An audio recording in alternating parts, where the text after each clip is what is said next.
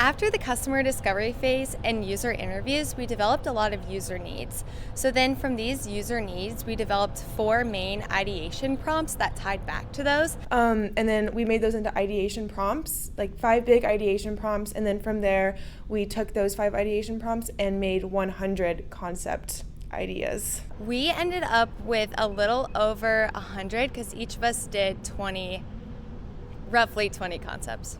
We came up with ideas based off of our user interviews, but then we also took things from everyday uses. Our instructors also really encouraged us to change our environment up. And so what we did was we basically all came over to my apartment and we had Matcha Monday, and I made everyone matcha with my homemade syrups.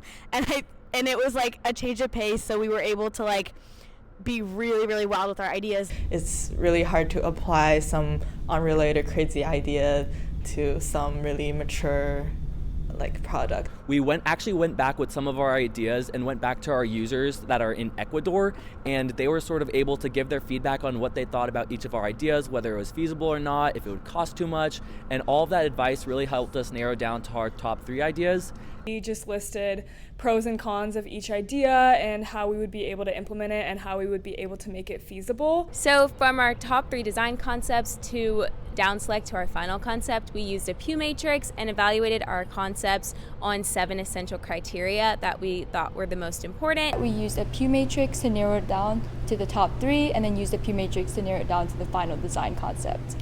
So we used that in combination with going back and forth and iterating through ideas and conversations with our users and our key stakeholders. We created a Pew matrix, and we had 8 different types of criteria that just talked about things like usability, ease of use, and kind of things that our users were looking for from those interviews. So it's definitely difficult to get to one top concept from 100 different concepts. When we were in customer discovery, which was the first phase of Capstone, we were looking at patents and all that kind of stuff right there. And we had this entire huge list before we had even considered what kind of concept and what kind of device we wanted to make. We did realize that some of our ideas were already covered by existing intellectual property, but that actually lended us to creating more creative solutions and workarounds from existing devices that are on the market. We looked into novelty, and that was a really big factor in deciding our patentability.